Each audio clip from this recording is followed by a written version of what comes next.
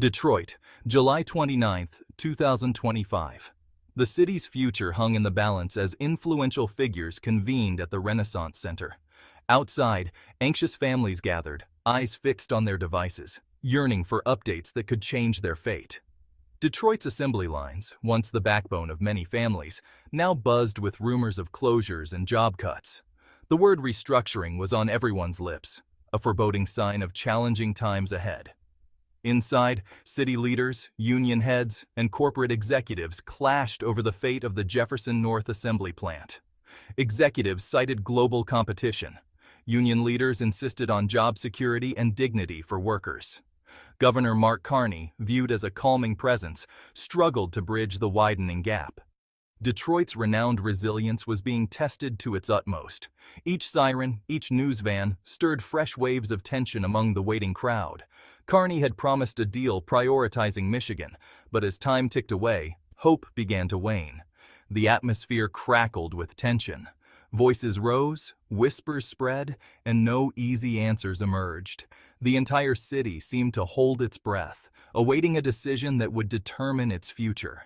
Would Detroit's storied past continue, or was this the end of an era? The crisis was about more than employment. It was about survival itself.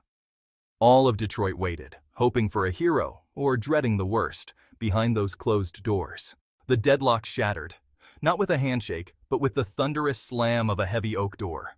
Union Chief Frank O'Malley stormed out, his silence louder than any speech. The slam echoed through the Renaissance Center, a symbol of patience lost and diplomacy failed. Inside, stunned executives and a speechless Governor Carney watched as the process unraveled. O'Malley's walkout was a declaration no deal without real guarantees for workers. Corporate offers of severance and retraining were met with outrage. "These are people's lives," O'Malley had shouted before leaving. The news spread instantly. O'Malley walked. Deal is dead. The city's fighting spirit was reignited. The slam became legend. The time for talk was over. Battle lines were drawn, Carney's plan lay in ruins, and Detroit was adrift. Social media exploded with reactions, fueling anger and hope. The union's defiance gave workers a new sense of power. Executives scrambled, unprepared for the public backlash. The city's fate was now a public spectacle. O'Malley's stand forced everyone to choose sides. The old order had collapsed in a single, unforgettable moment. Detroit was leaderless, but no longer silent. The storm had arrived, and the city was ready to fight. The slam was more than a sound. It was a rallying cry. All eyes turned to Governor Carney as he faced the press, visibly shaken. The confident leader was gone, replaced by a man overwhelmed by crisis. His voice faltered, his words empty. We have faced a setback." The public wanted reassurance, but Carney offered only excuses. Reporters pressed, "What's your plan now?" He had none. The implosion was complete. Carney had failed the city. Political allies distanced themselves. Opponents called for his resignation. On Detroit streets, anger and disappointment boiled over. Carney became the face of a political class out of touch and unprepared. The power vacuum was immediate and dangerous. Workers felt betrayed, and the city's future was more uncertain than ever. The governor's collapse left Detroit searching for new leadership. The city's crisis had become a national spectacle. Detroit was desperate for a new path forward. The moment demanded bold action, not empty words. As despair peaked, a new message cut through the chaos. It wasn't from City Hall. It was a midnight social media post from Donald Trump. "Politicians failed Detroit. I won't. American steel for American cars. New deal for workers. Announcement tomorrow." The message hit like a shockwave, instantly changing the conversation. "Trump steal Detroit overnight" became a rallying cry. While Carney faltered, Trump positioned himself as Detroit's savior. He didn't offer a complex plan, just a bold promise.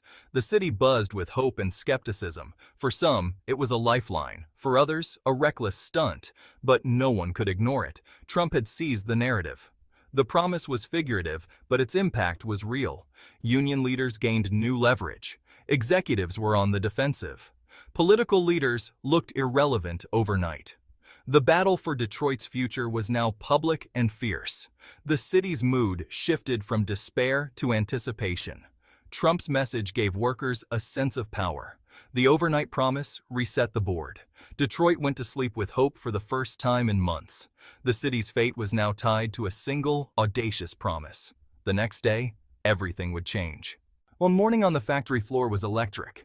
Trump's promise was the talk of every break room and assembly line. Skeptics doubted, but even they felt a spark of hope. "At least he's talking about us," a young welder said. Workers felt seen, their anger validated. O'Malley's walkout was now seen as a turning point. The union had new leverage, and workers rallied behind it. Demands for job security grew louder and more urgent. The companies faced a PR crisis and a workforce emboldened by hope. Stock markets wavered, unsure what would come next. The old plans for restructuring were in chaos. The factory floor mirrored the city, energized, uncertain, and suspended between hope and collapse. Workers knew their jobs were still at risk, but they felt powerful for the first time in years. The promise of steel had become a symbol of defiance. Detroit's workers were ready to fight for their future. The city's spirit was alive, louder than ever. In homes across Detroit, the drama became deeply personal. For families like the Kowalskis, the news was about survival, not politics.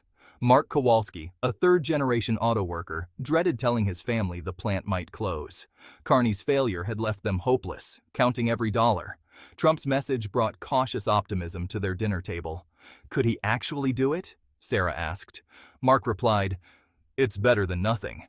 The steel promise wasn't about politics. It was about mortgages, college funds, and staying in their neighborhood. Families weighed hope against years of disappointment. Political divisions faded in the face of immediate needs. The promise of a revived industry felt like a return to stability. For most, it was a risk worth taking. The drama in Detroit was now a personal gamble for every family. Hope, however fragile, was back on the table. In the days that followed, Detroit transformed. The city buzzed with energy as national media spotlighted the unfolding drama. Carney faded. Real negotiations moved to the public square. Corporate leaders scrambled to promise dialogue and reconsider closures. Trump's steel promise reset the game. Unions now negotiated from strength. Talks shifted from managing decline to securing new investments. The threat of tariffs became a powerful bargaining chip. Workers felt empowered. Rallies filled the streets. Economists warned of risks, but hope outweighed fear. The auto companies reversed course, keeping Jefferson North open and investing in new electric vehicles. It wasn't a full revival, but it was a stunning turnaround. Detroit had stared into the abyss and stepped back. The city awoke to a new reality. Bold promises could change everything. Detroit's dramatic week is both a warning and a message of hope. When leaders fail to address real anxieties, a vacuum forms, and powerful forces rush in. Carney's collapse showed the danger of managed decline and political deafness. O'Malley's defiance proved that collective action can change the story. The hope. A city's fate is never sealed if its people refuse to give up. Power lives on the factory floor and at the kitchen table, not just in boardrooms. But this hope is fragile. Crisis-driven solutions aren't sustainable. Detroit's rescue relied on confrontation, not careful planning. The question, must cities always be pushed to the brink to be saved? The lesson, we need leaders who fight for growth, not just manage decline. Corporations must see workers as assets, not costs. Citizens must stay vigilant, holding leaders accountable before crisis erupts. Detroit's spirit is unbreakable, but the real challenge is building a future of steady, shared prosperity.